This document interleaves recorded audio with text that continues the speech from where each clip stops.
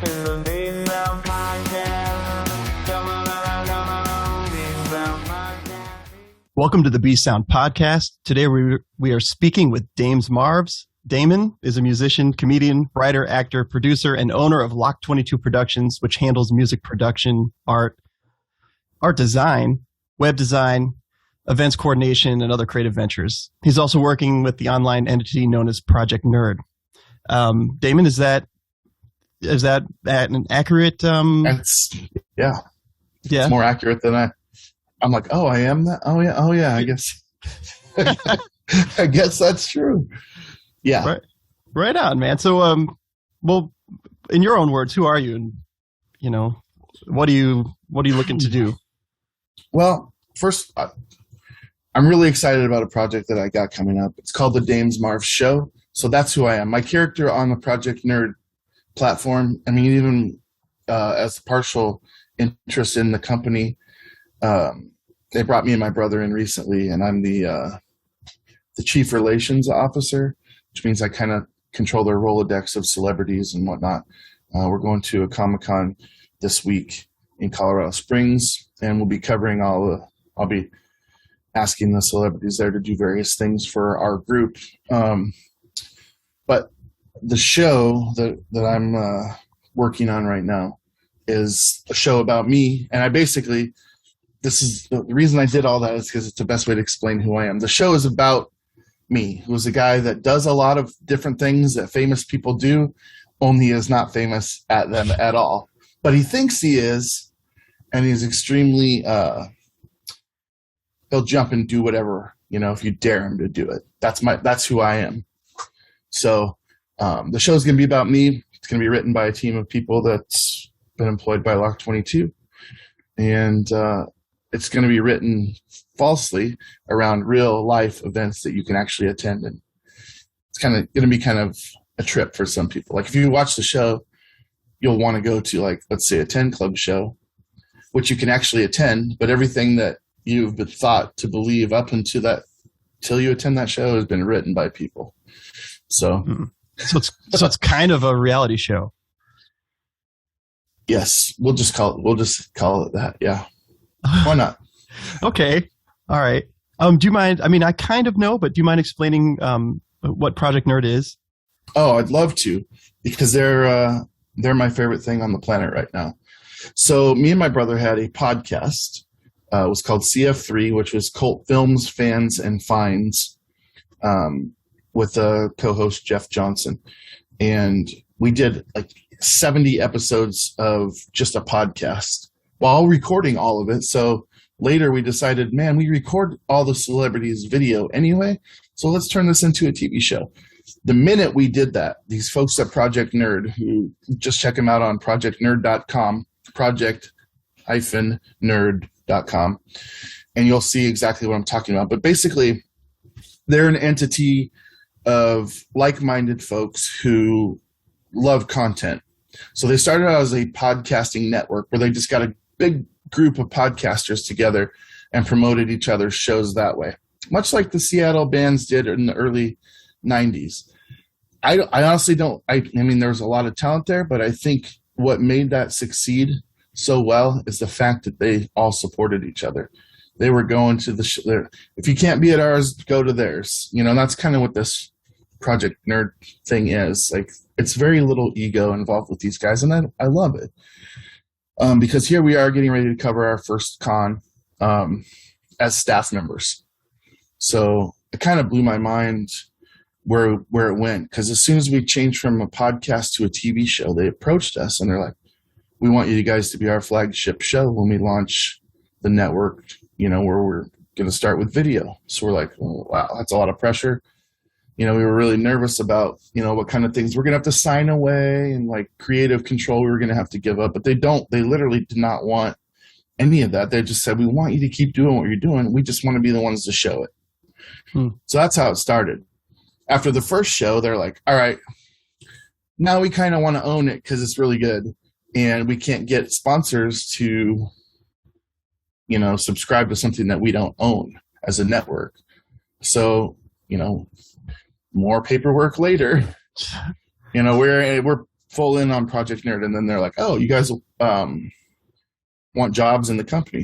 Here you go. Here's what we got." So my brother's the video editor. I'm the relations officer. So that's where that started. Okay. But really good group and really a lot of fun. Very inclusive. This is the best part. For anybody that's listening and creating content on a regular basis of any kind, everything is fucking nerdy. I'm sorry, I didn't ask if I could curse on this. You can. It's right? fine. Yeah, no. All right. No restriction. Everything is nerdy. Like, you could be a nerd about sports. You could be a nerd about country music. Literally anything you can nerd out about is welcome in the Project Nerd Network. So if you're creating content regularly and you're looking for people to help you support that content and you can keep creating it on a regular basis, reach out to Project Nerd. They're looking for that. They're looking for that stuff to put on their network. So it doesn't have to be like Star Wars or something. It could be like, hey, I like woodworking, and I'm really into woodworking, and that's what I do. All right, that's just dorky. That's not nerdy. I'm just kidding. Yeah, absolutely, totally. Bob Vila has a place on Project Nerd. Yeah, cool. That is. Yeah, right on, man. Yeah, right on. All right. So along the way here, did you have any mentors while you're making this kind of content that you're making? Oh man, I tell you what, Dan B. Yes, sir. I've had mentors every step of the way in everything that I've done. You were a mentor of mine at one time. You were a member of one of the very first bands that I was ever in. Yeah. I came fresh from California. I mean, we called ourselves a band, but we played two guys in a guitar, played in a garage, and then I just did karaoke, and then I moved to Iowa City. And you guys, I mean, were my mentors and showing me, oh, this is a stage. This is a tube amp. This is a real guitar, stuff like that. So starting there, I mean, yeah, music just blossomed from there. And then I moved away. I didn't move here for the intended purposes of finding a bigger place, but that was the first thing that I noticed when I moved from Iowa City to Omaha, that, friends like you and Justin, they're one of a kind. I mean, let's not mince words here, but the like-mindedness of people is a whole lot bigger here than it was for me there. Right. So I went from like a place like, oh, well, there's 3 places that we could play. If you played them, within 2 months of each other, they probably didn't even want to hear your name for a couple more months, to a place where you can literally play every night of the week for a month and not play the same place. And I mean, talk about, that's what opened me from music to all these other things. I never pictured myself as a stand-up comedian, but here I am, building a team. I mean, after a month, man, building a team of people that are just pretty much based in the comedy community. That's and awesome. They're all my mentors, because the first time I went up on stage, I was like, I went once to the open mic and I had material prepared and I didn't get up. I watched everybody else, and I was even thinking, I was like, some of these guys aren't that funny. I was like, my stuff's funny, but I'm like, I was too scared to do it. And then the next week I went, and I went up and I did the stuff that I was going to do the week before, and we kind of killed a little bit. Hell yeah. And that the minute I got home, I started writing more. I was like, I can't go to sleep. It's a Thursday night, so you got to wake up Friday and go to your real job. And I'm just like, oh, I'm writing. So I wrote all this stuff. But yeah, there's mentors along the way. I'm going to throw it out to Matthew Blevins. I just hired him as my lead writer for Loch 22. He's a fifth-year comic. I put him on a couple shows for Project Nerd already, just so he can see that I'm not full of shit with what I'm doing. But I mean, we're full in, man. We're putting a team together for this Loch 22, and it's looking pretty awesome. Like, we just got a lawyer yesterday, so nice, exciting. Yeah. That comedy thing, that's, I always knew you were funny, like just Thank you. hanging out with you and stuff. You've always made me laugh and things like that. So it's not really a surprise, but it also kind of is a surprise. Like what made you decide to go do comedy? Okay, well, I was reaching out. One of my friends is running for governor. He's, well, let's just say that the state of Nebraska is red. And I'm not, I'm all blue, you see. I'm wearing blue. Mm-hmm. I mean, come on. So he's a libertarian, which I don't necessarily, I don't get some of their practices either. I'm a straight up Democrat just because, I mean, I don't know any different. That's, to me, just the things that not that I'm supporting the party 100%, because, I mean, there's problems with all the parties, but like the general rules where people's rights matter, people matter, that's the shit that makes sense to me. And not to get all political on your show, but It's fine. as long as somebody's got somebody's, heart and mind, and they care about the people, and this guy's not like a standard, guy that's been running in politics his whole life. He's just a dude. And, he has this open mic, and I didn't know that at the time. I knew he did comedy, but I was like, hey, do you mind doing one of our shows this week? He's like, oh yeah. He's like, oh, if you want to come out to the open mic tomorrow. I'm like, what is this? I know open mics for music all over town because I've been doing that for 10 years. And he's like, oh, there's an open mic. There's 15 different open mics over the course of any week between here and Lincoln. And I was like, what? There are comedians in town? So I went, and it blew my mind, dude. It literally blew my mind. I was like, this is unreal. Like, people do this. Yeah. And I was like, I've always thought, I've had dreams. I'm sure you've had a dream where you're standing up in front of people saying funny shit and they were laughing. Oh yeah. I mean, I don't know that necessarily means it was a dream, like, oh, dream come true type of thing. But, if you've had the dream and you woke up and you're like, oh, too bad I'm not funny. Too bad I didn't do that in real life. And right. then I just said, well, I'm going to go do it. And I said, maybe this is a new way for me to meet people that I can put on Project Nerd shows. That's what I went there thinking. I didn't realize that it was going to turn into me relaunching this production company that I started in 2013. But here we are, and we've got a lot of work ahead of us. So, but it's all going to be, I mean, I say work, but it's really going to be just a bunch of fun. Sure. For a bunch of fun people, Comedy's kind of both together, right? Work and fun. Oh, yeah. I mean, that's for sure. Yeah. I mean, like Game Beaters, when we were doing that, that was kind of the same thing where it's like we kind of dreamt about, hey, let's do something funny. We're already used to getting up in front of people, but let's see if we can do something funny, a different kind of realm. Yeah. I mean, and it was one of my favorite things, and I'm sorry to say that I missed it while it was in its prime, but where's the people being able to comment live to the episode? Because I was like, I think I watched the one where you guys were talking about He-Man, and I was like, no one knows more about He-Man than me. And I was like, oh man, I would be blowing up this chat. But yeah, that's part of the fun is those are like hecklers or whatever, and you just play off of them like you would a heckler.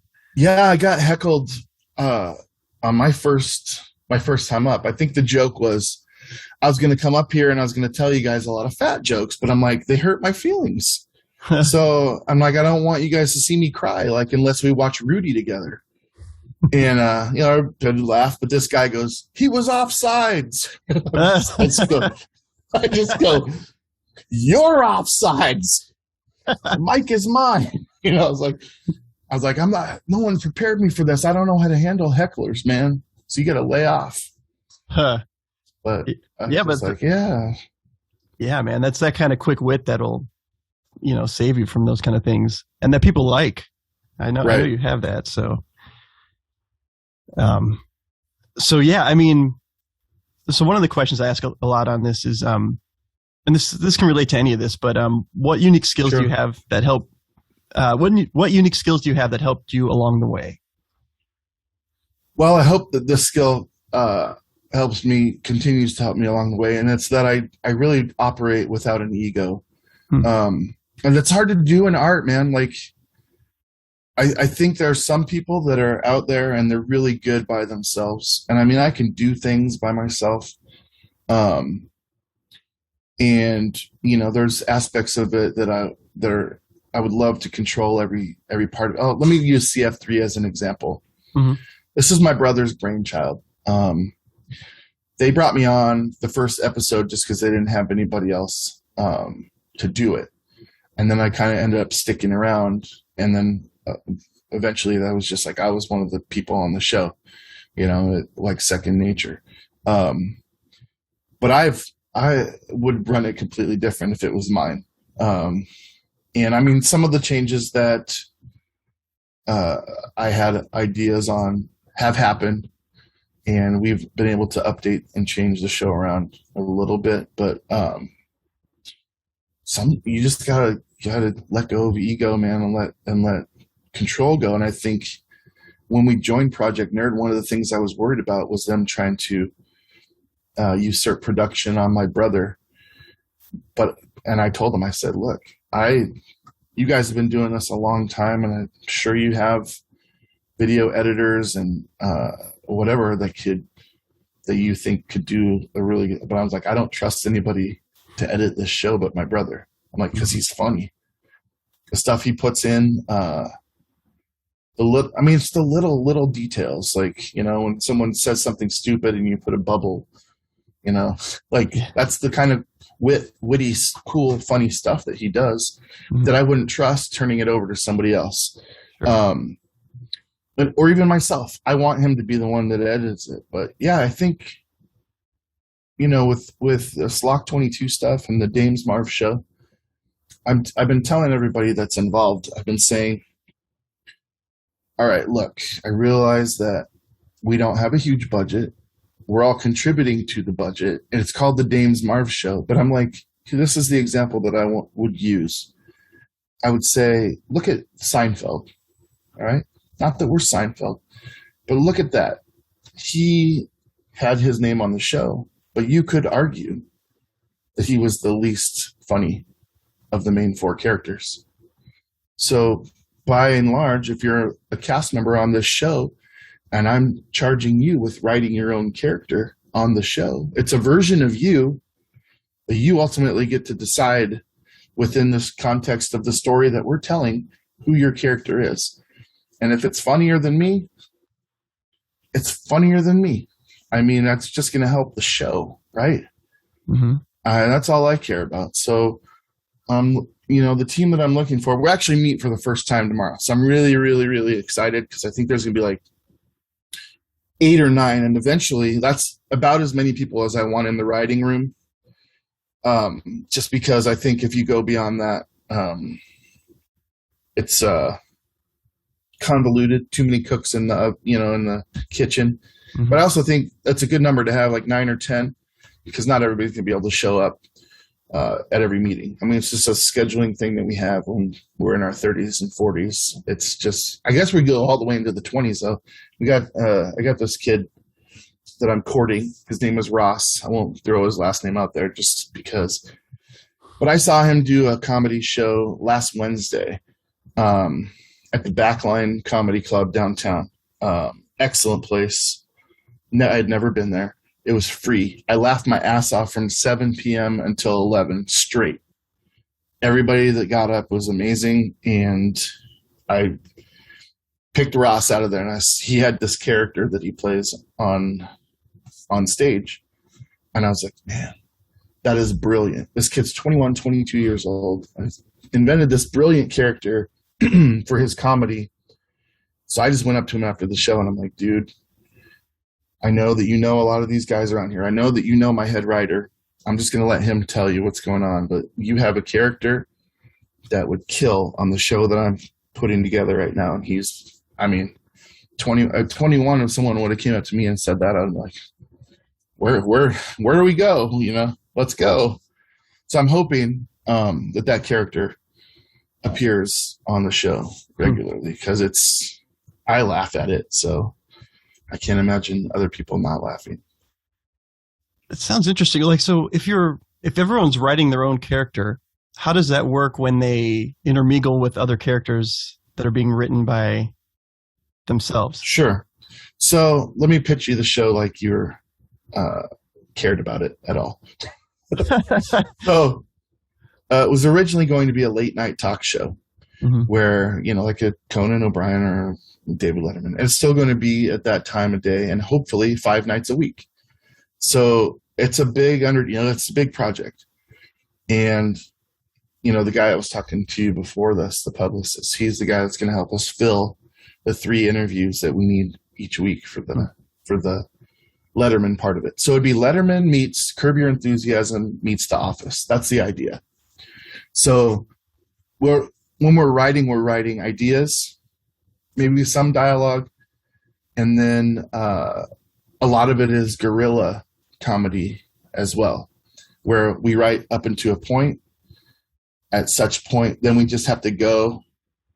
And one of the ideas that we had was I will leave out the written part, but the part is now we have to go to the zoo and tell them that this guy is dying of cancer and has never seen an elephant before. Can we please get in? So we had a written part that leads up to that where we discuss all that. And then the guerrilla aspect of it is that you show up with the camera crew and then you see what happens when you try and pull that off. And whatever the result is, you live with it, move on to the next scene, right? Okay. I mean, I didn't give you the full details, but there are contingencies when they're like, get the fuck out of here. Right. I think I get it. Or no filming here. Get out of here. Right. That's just but that's just like one of the things that, right. All right. I think I get it now. So it's kind of like you're setting up real life scenarios that could go any which way, and that's kind of where the comedy comes in. Yeah. I mean, other than the fact that everybody's hilarious already. Yeah. I mean, I wish I could like go line by line through the partial script that we have now. It's going to be amazing. Wait till I see it, man. I'll wait till I see it. Yeah, it's going to be amazing. Cool. And that's is that a Project Nerd thing or is that Loch 22? It's a Loch 22 production. So we're filming it. I told Project Nerd they have first crack at it. If they don't want it, I can't imagine why they wouldn't. But I mean, it's going to be every night on their network. So, yes, it's a Project Nerd show. Okay. Until they say, get it off. Okay. At which point I'll find something else, or I'll just put it up on our own, whatever. But right on. So this show's for other creatives and stuff, and we try to help each other as creatives. And one of the things that a lot of people want to know is what is like your biggest creative hurdle, and how did you overcome it? Sure. Oh, well, the biggest creative hurdle is money. Yeah. I mean, you don't need money to create, but you need money to create, if that makes sense. Yeah. You can come up with everything that you want in your head. And I mean, I call that time pre-production until such time as the funds are there for you to be able to do it. Like right now, I'm in the middle of like raising funds to get, about $8,000 worth of video equipment and sound equipment. I got lights, man. Hey. I mean, I got lights galore. Everywhere we look in this place, it's crazy. This is not a real shelf. I mean, it is, but it's upstairs. This is a green screen. Yeah. So, got that shit out of the way. I mean, I think it's an accumulation. Like I've been meeting with people nonstop. I mean, I met with the director of a couple local films. I had Lloyd Kaufman in one of his films and Mark Torgel from the original Toxic Avenger. Yeah, that's cool. And I was in the scene that he was in this movie. So I got with him and I'm like, dude, what cameras how do you learn how to frame things? Like, I'm worried about my fucking white balance. Like, I don't know any of this shit. Like, I got to learn this in the process of buying 2 cameras that are $5,000 and then being an instant genius the minute I turn it on. Like I need that to happen. I don't have time to like be bad at it. So I'm buying a couple of shitty cameras so I can learn to do all that stuff before the real, and film and learn how to frame and edit and all that. Yeah. But I do have a team of people, but I think, man, there's so many hurdles. Everything's a hurdle, really. Yeah. I think, I don't want to not answer your question, but I'd rather talk about how you get over those hurdles. I would love to hear it. I think, because I think that's as helpful to, I think, longevity, man. If you've been in a place for, I came here in 2003, and I've been here, that's almost 20 years now. God damn. Right. You know people. And if you're doing filming, you've been to establishments for 20 years. I've been, where did I go? Whoa. For 20 years, I've been, going to these different establishments, and these people know me. So now I can go into the record store and be like, hey, Stu, is it cool if we film here? Oh, sure. I can go into the Funny Bone and be like, hey, can we, you mind if we do some, couple hours of scenes here? Sure.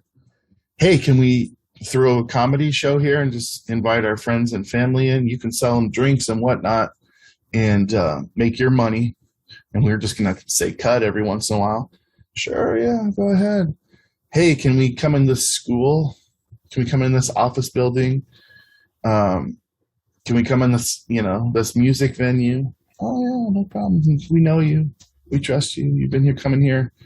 This coffee shop, this restaurant, whatever, man. I mean, it's really, when you think about hurdles when you're writing and putting together a story, those hurdles are already out of the way because of longevity.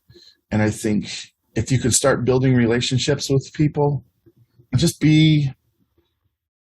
try and operate without ego, because I think people respond to that and they dig that. I'm not, it's hard for me to accept, I'm not saying to be gracious, but we played a show on Saturday. It was the first one we played in like 2 years. And there was like maybe 170 people there in like a 700 person venue. So there was a lot of people, but it's still, it's kind of, everyone was able to social distance if they wanted to, right? Sure.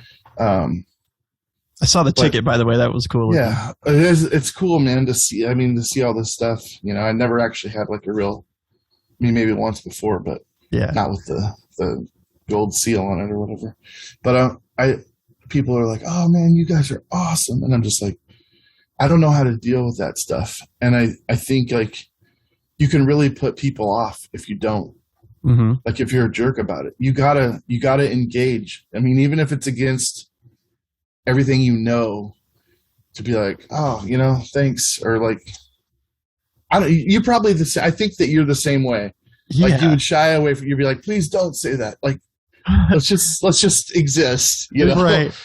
I mean, yeah, go ahead. No, go ahead. I was gonna say my MO is usually play and then bail, go outside or go somewhere where people can't get to me. But, right. But that's kind of, not cool either, because people came to see you. They're here to enjoy it, and then they enjoy it and they want to express that. So it's like, well, let them, I've definitely done that, Dan. I've definitely, but now that I'm, trying to build on whatever, I'm the face of this company. So yeah, I can't be like, oh, guys always fucking disappears after they play. People like to be able to express that to you. Mm-hmm. And like, if you're like, shut the fuck up, like that, they're gonna be like, wow, what an asshole, Mm-hmm. And I've definitely seen those people too. Or the band that opened for us, and I think straight took off when they were done. Oh yeah. Yeah. And I'm just like, I would never do that. I mean, unless I absolutely like had something else I had to do, I would like be at least in the front row for you for like the first couple songs, and then drift into talking to other people. I would stay as long as I possibly could, but yeah, that's not everybody. Right. I mean, in those situations, I've always been like, I have to go after this, unfortunately. You tell them, you'll be upfront with them. And I think there's, and I respect appreciate, there. and I think that's another thing that I'm glad you brought that up, because to me, if there's an end game, like when I'm approaching people about joining this team, there's like 7, what I'm calling C-section members of the company, which is like their chief. Like I'm the CEO, chief executive officer. I have Jails as my chief promotions officer. There's 7 of those people, and they all have ownership in the company. When the paperwork is drawn up, they will own a certain percent of the company. Because we don't have revenue being generated, I think this is a great idea. If you have a team of people that all believe in something and all have the same goal, we open a joint checking account and we're all throwing in $25 a month to that, so that we have a basis of funds to start when we start doing this. Like I'm obviously buying the cameras and putting in about 20 grand of my own money, but I think just having those people believe enough to be part of that, and we're generating capital. We have a starting place. When this show goes to film in April and we all started paying $25 now, we're going to have like 2 grand as we need. Let's say we're going to go shoot at a location and we need pizza. Like it's going to be paid for, and nobody's going to have to be like, oh shit, Yeah. And that's the company will take care of it. Yeah. Not to mention that investing in the company is also going to give them more investment in it. Like they're going to want to be there more and do exactly. And everybody that's coming to this meeting tomorrow is going to hear this, but I don't even think that all of them are people that I meet, that I see in that role. So it's not like, especially when there's money things involved, you got to be upfront. Like if I was coming at you for $25 and that's all that mattered to me, I would let you know that. But I honestly think there's people in this group coming tomorrow that I don't need that from them. I still will include them in the show. They can still be part of the writing team. It's just maybe they don't fit that. Maybe it's because they can't afford $25 a month. And certainly as artists, we've been in that situation. Definitely. Yeah. I mean, it's just one of the things when you're growing as an artist, or you're young, or or whatever. All you cared about was art. I certainly have been in that spot where, I guess I'm out. Right. No, this is going to be inclusive to everybody in the Omaha area, anybody in art that I know or work with. Why do we keep disappearing? Maybe it's this stupid light that I turned on. I don't know. But yeah, I want this to be a very inclusive project. Mm-hmm. But the $25 thing is not for everyone. There's a certain person that I need to fill that role. Like the COO, this is the hardest role that I have to fill, because they're going to be responsible for anybody that needs attention outside of the company. That's like, hey, we need a commercial that we need shot and edited. Was that? I don't have time for that. Like that will have to go to that person, and they'll be able to have to be speaking as if they're me, but not me. And I mean, Matthew's my head writer, so he's the chief creative officer. I just gave everybody, I came up with the titles, and we're filling them as needed. Chief legal officer. Hopefully we got that taken care of yesterday. But yeah, I mean, it's a huge deal because you got to drop paperwork and shares and voting, who gets to do all of what. And I mean, unfortunately, without that in place, you can't build on that. I mean, so got to have the foundation before you, what do they call it? The cart before the horse. Okay. Yeah. Right now I'm breeding horses. Well, okay. So all that being said, is there anything that you wish you knew when you were first starting out doing this project? I wish I was 10 years younger. I mean, unfortunately, fortunately, and we could have done this at any time, Mm-hmm. but now is the time where I think it's really easier to do, because when this pandemic hit, even as celebrities, but I work in telecom by day. We went from 5% of the company doing things like that, or 5% of the country doing things like this via Zoom, Mm-hmm. to literally 95%. Yeah. And if you were in Hollywood during the pandemic, you didn't work or do anything without this. Mm-hmm. You had to go and get this set up. So now my job, as somebody who's going to be trying to interview somebody 3 times a week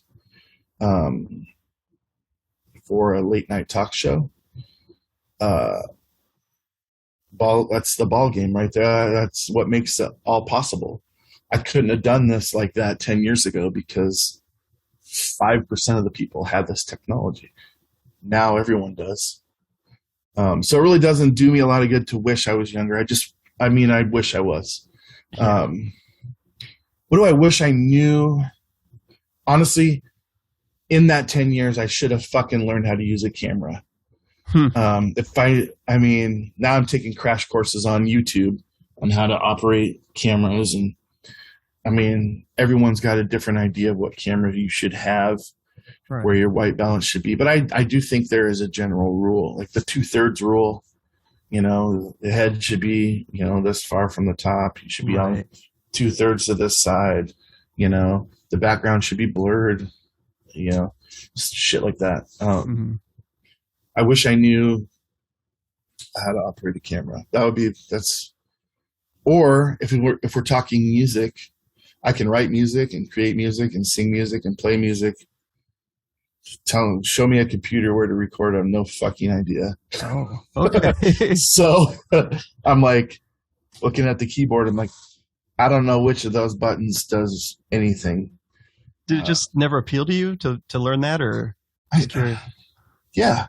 To be quite honest with you, I never wanted anything to do with it. Yeah. I was just like, that's someone else's game, man. And unfortunately, No, here I am, cool, years down the road, needing that information. Yeah. In the worst way. Because, I got people asking me to score movies for them. And I'm like, oh, man, I'd love to. But I'm going to have to reach out to my guy, Greg, my musical director. He's going to be my musical director now until he says he doesn't want to anymore. But I think we got asked yesterday to do a jingle for a coffee commercial. So it's in a movie. It's totally falsified. So I wrote a couple of things. I sang a couple things into my phone, and I'm going to just take him over to his house, and we'll get that together and give it to the guy for his movie. But nice. That's a lot of fun. Just cool, fun stuff like that. Yeah. I think that a lot of musicians don't know that there's opportunities out there like that, where, you're just scoring a little bit of music for a coffee commercial or whatever in a production. Sure. So, speaking of music, like what are you up to musically these days? Have you got any material coming out, or? Yeah, actually the most recent thing I did was a couple bumpers for CF3. We did this, we have this segment where we recast a movie. You're familiar. We take either the movie when it came out and recast it with actors from that time that would have been better or different or posed a different set of circumstances, or reboot it now with who you would cast if that movie were to come out now. That's called Total Recast. Well, the movie Total Recall has that recall commercial. Mm-hmm. Recall, recall, recall. I think that's how theirs goes. Right. So we took that idea. I went over to Greg's, my musical director. I was like, can we kind of make like a play on this? And we tell it, for the memory of a lifetime. Instead of recall, recall, recall, I go recast, recast, recast. And it's like total recast. So I did that. Then I have there's a new segment. It's called The Role I Should Have, or The Role I Didn't Get, where I'm like, believe it or not, they picked someone else. This is the role I almost got. and it just do stupid little jingles like that, and we come up with this stupid music, and then I'm like, this is garbage. And then we turn it over to Dane, and he puts the video behind it, and it's like, it's a miracle, man. Like, it works. Like, it works, and it's awesome. Mm-hmm. And I'm just like, that's exciting. I know we can do this now. So if someone comes to us with it, I ain't even tripping anymore. I'm just like, let me write a stupid jingle, and then I'll take it over, and we'll just sit down there with the synth and the drum machine, and we'll figure it out. And it comes out a miracle. But I have been working on songs from the band I had called Disappearing Ink. Now, we haven't played a show probably since 2007. Oh, wow. And I've got all these songs that I wrote on an acoustic guitar or whatever, and they're really good, but they never came out because I have like Brian Wilson syndrome, dude. Like, I have all these instruments in my head, and it's like, I'm not going to release these songs until I have that instrumentation locked in. Yeah. And I think the last piece I was missing was a French horn. And then, God bless it, I was playing the song live on Facebook, and I'm like, this song's never coming out because I don't have a French horn player. One of my good friends is like, I didn't know a French horn player. Let me get her. So she gets on, starts watching the live feed, and she's like, hell yeah, I'll do it. I'm like, all right, let's do it. So I'm in pre-production for 2 10-song albums right now. So hell yeah. I mean, when we're not making the show, I'm going to be, or actually, I'm glad you brought that up, because part of the show is going to be us filming the making of these albums that are real, but it's going to be funny because there's so much to write about what's happening in the studio, and so that'll be part of the show too. Yeah, man, that's a cool idea. That's like really what a cool, like, authentic way to like advertise the music too. Exactly.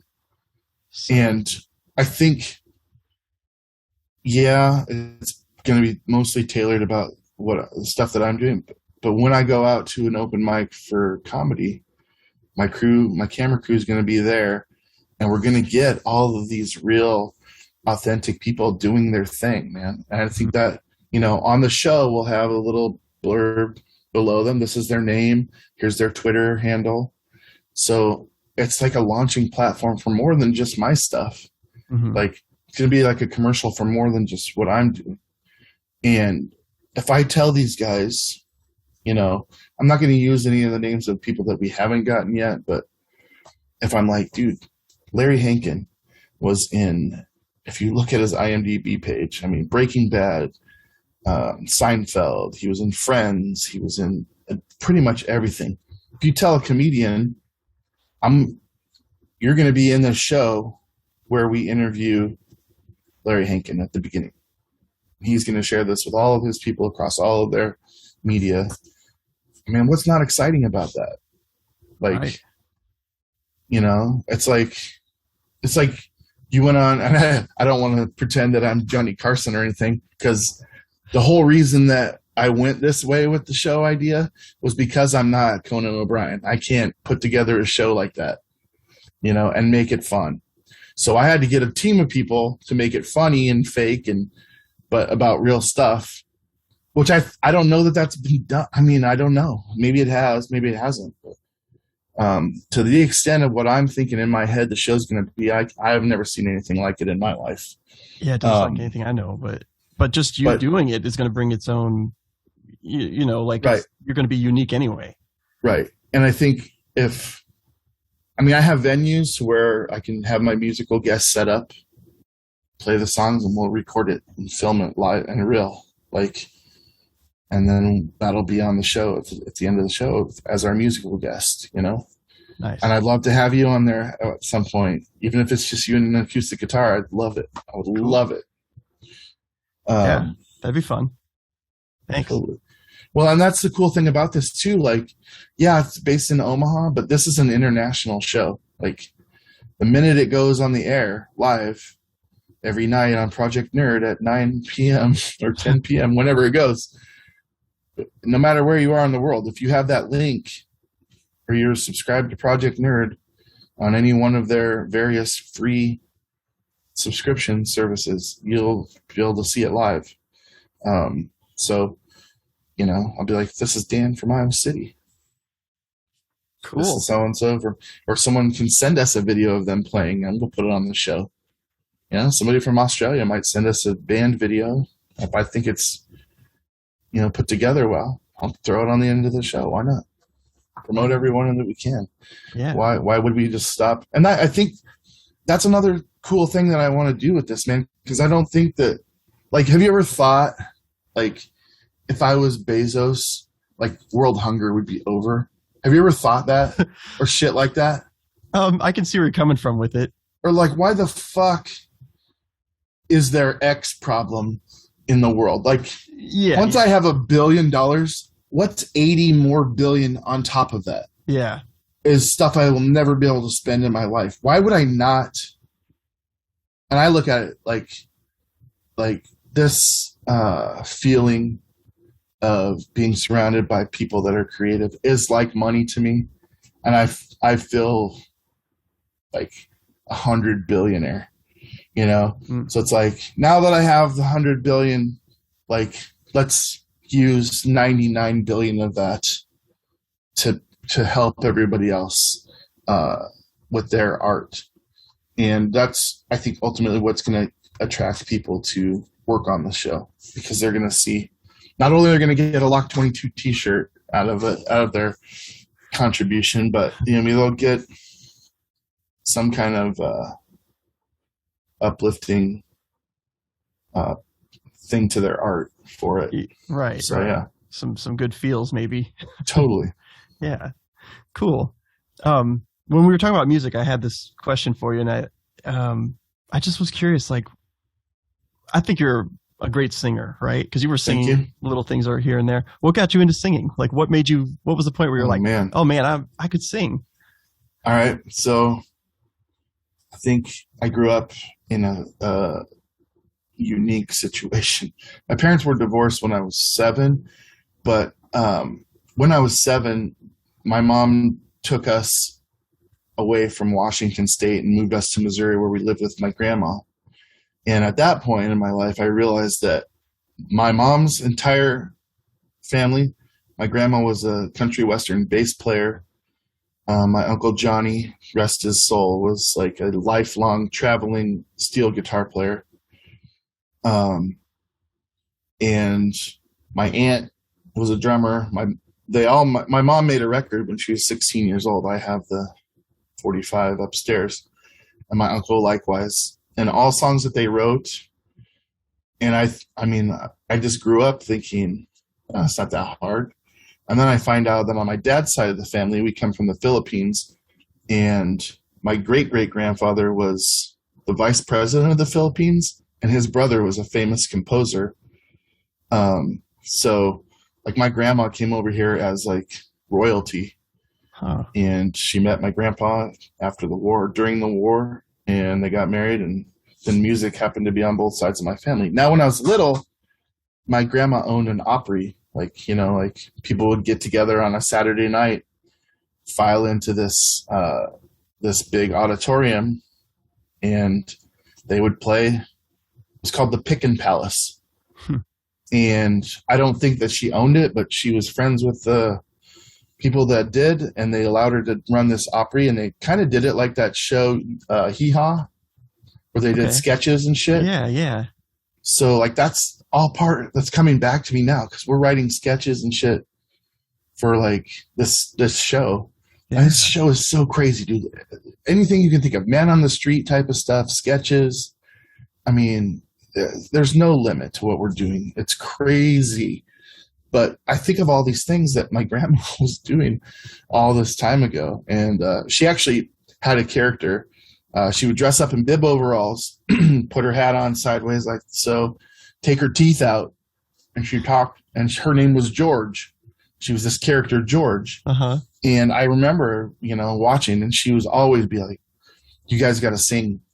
I don't care if it's You Are My Sunshine or whatever. You got to. And we were like, no. no way. We want no part of it. Huh. I remember I was like, if she puts me up on there on the stage and expects me to, I will just die. Mm-hmm. I will absolutely die. So fast forward to high school. I knew I could sing. My dad actually told me once, he goes, dude, he was like, anybody that you're trying to sound like, of the people that you listen to, he's like, it's like you have their whatever. And I realized that, and I realized also that I was struggling in finding what my voice was, because I would try, if it was Counting Crows, I would try and sing like Adam Duritz. If it was Pearl Jam, that one stuck, obviously. So the kids in my school were just jealous fucks, dude. They'd be like, shh, who sings that song? Yeah, let's keep it that way. Right. Stupid shit like that. Yeah. Just like, kids fucking around. So I was in choir, and we would do like a Beach Boys song, and everyone would sing the same fucking thing, and you'd hear one person doing a harmony, and that was me. And I just did that instinctually. Like the choir director was probably pissed off. I don't know, but I just did it, because I was like, that's what I hear. Yeah. So I've always loved harmonies, and I knew that. So when I was 20 years old, I moved to California. First time like out on my own, and like California is like a crazy fucking place, dude.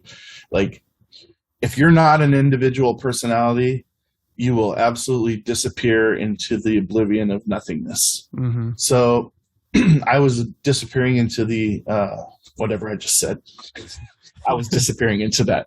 Yeah. And I was 20, so I couldn't go into the bars, but my girlfriend was in a bowling league that was attached to a bar. So I would go with her every Thursday or whatever night of the week it was. She would go bowling, and I would sit, there's people singing karaoke in there. And then eventually longevity kicked in, and the bar owners knew me, and they're like, all right, he's not trying to sneak alcohol. Let's just let him sing. Let's let him go in there. So every Thursday she would bowl. I would go, and it's Robin. That's, her. Yeah. Yeah. So yeah.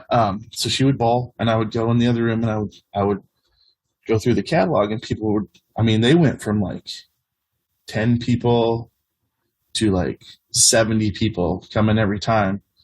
And a lot of them would sing, but they would be like, I was like, that was my first following that I ever experienced, like a following. Mm-hmm. And I was like, man, I don't know if I can sing Somebody Once Told Me, I don't know how many more times I can sing that song and feel good about it. It's like, you're like, how did you ever sing that song? I was 20. All right. Have memed and Justin Denman's not alive to make fun of me about it anymore. So that makes me sad, but I can admit it now because he's not going to see this. But yeah. And then, I loved it. I immediately was like, I need to get into a band. I need to figure out how to play. So I started writing songs on a right-handed guitar. My girlfriend, her dad had like a right-handed guitar, so I was like, oh, mess around. Wrote a couple of the first Kill Bosby songs that way. And then I moved back to Iowa City to help my brother, who was a freshman in college. He needed a roommate for his apartment because, college rents. I think it was $800 for like a 2-bedroom apartment back then. You're like, it's cheap as shit. It wasn't in 2003 right. or 2000. 2000 is when I moved there. So then I met you guys, and you seem to know the history from there. Yeah, man. It's funny. I just came across. So I remember meeting you in 2001, I think. Yeah. And I remember thinking to myself, you would sing songs, but you'd sing the harmonies to it. And I remember being like, oh, that's the only other person I know that does that, because I would try that too. I would always do that kind of thing with Nirvana or something, like sing harmonies that aren't there. Yeah. But so that's one of the things that attracted me to you. And the other day I just dug up, I don't know if you remember this, but you came over to my house before we even started the band, and we did a recording of a song you did called 51st State. Oh man. And it's just me on guitar with the drum machine, and then you're singing. So I'd like to hear that. Yeah, I'll have to send that to you sometime. Yeah. Because I vaguely remember what a cool concept for the song. Mm-hmm. But I was like, I think the chorus is like, I don't give a fuck or something. Yeah, that was the chorus. Yep. I got BAG basically. Mm-hmm. Yeah, yeah. Power chords and power chords. Man, I haven't thought about that song in forever, but it just came right back to me, man. Yeah, yeah. I have this story about we recorded that, and then at MCI I came in the next day, and this guy's like, "What do you listen to?" I'm like, "Oh, a song that Damon and I over there did." And he puts the headphones on, he starts listening, and about a minute later, he puts the headphones down and he throws the CD back at me, and I'm like, "You didn't like it?" And he just puts his headphones on and just goes back to what he's doing. Didn't say a word. That's like the best. Either he got triggered, which I'm totally fine with. Yeah. Or it was just that bad. Yeah. Maybe got triggered by how bad it was. I don't know. But it wasn't awful, but it's definitely not up to par to what we ended up doing. So. For sure. Yeah. So, man, I have so many other questions I want to ask you, but I mean, we're almost, it's like, this thing only goes like an hour, so I didn't want to like. I got you. Yeah. So the last question I usually ask people, is there anything I should have asked you today, but I did not? God, I always see people get asked that, and I'm like, what a hard question you have to answer. Man. What would I ask me if I was somebody else? What I think probably, yeah. I would say, what motivates you to keep going when you hit just an absolute bump in the road? Or maybe like when we talked a little bit before we started this recording. So,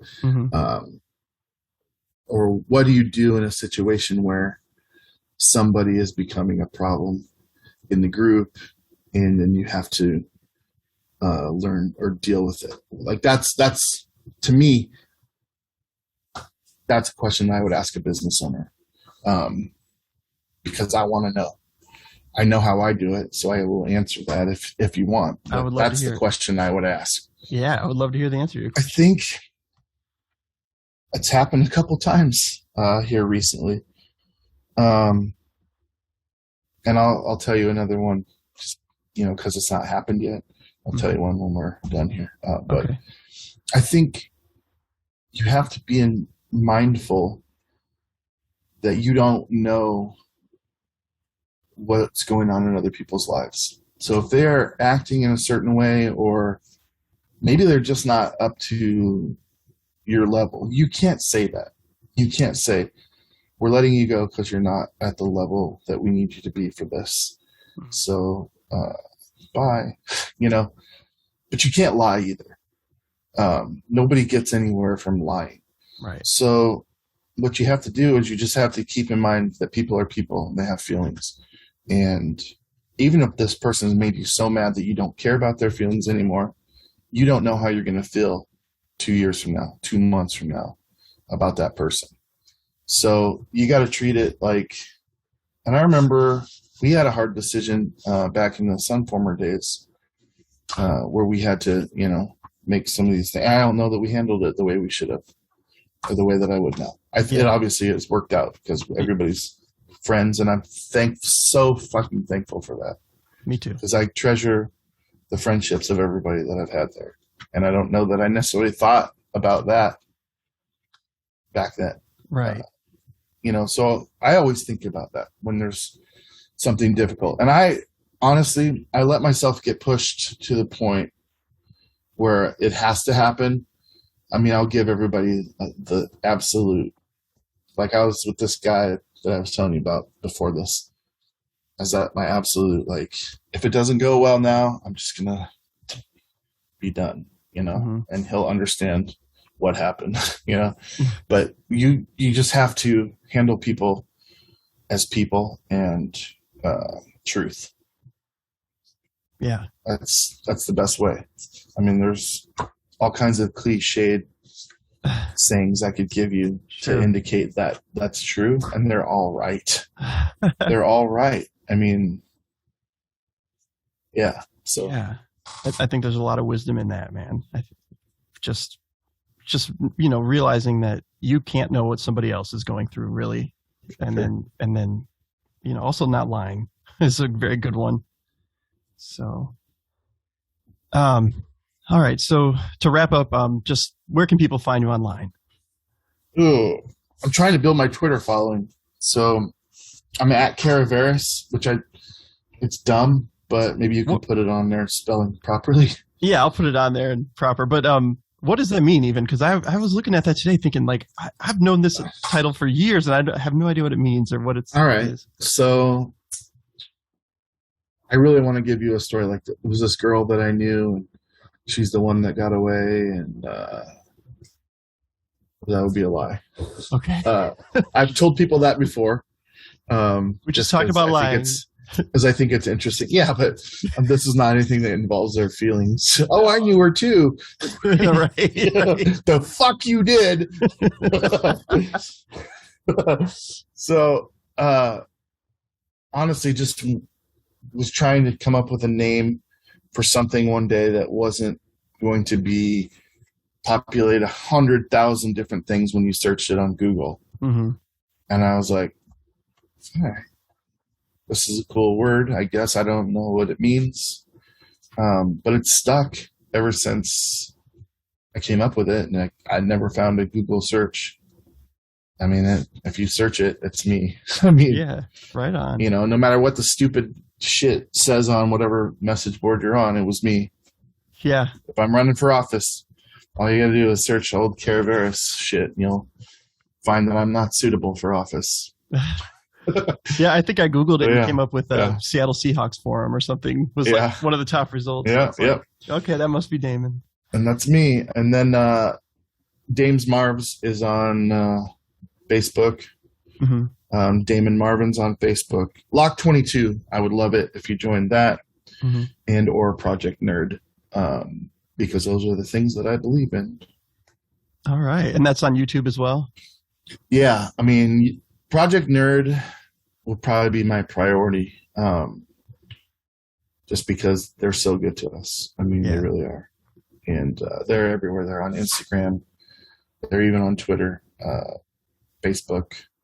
And when they do live things, or if you watch something on there and you're like, oh, I want to be on that show, just reach out to me because I'm the casting director for most of their shows. So there's one show that you want to be on. I know that we had you on one, and I think you had fun. I did. Yeah, it's definitely to put yourself out there. I know it's not comfortable. I did a couple of them, and I was like, man, it's one thing when I can just answer questions, but like when you want my opinion on shit, and you're putting it up against other people's opinions, that's when I start to get a little shy. But especially when the other person takes your opinion, and then right. But okay, cool. All right, Damon. Well, thanks so much for being here. And my pleasure. All right. Well, I had fun talking about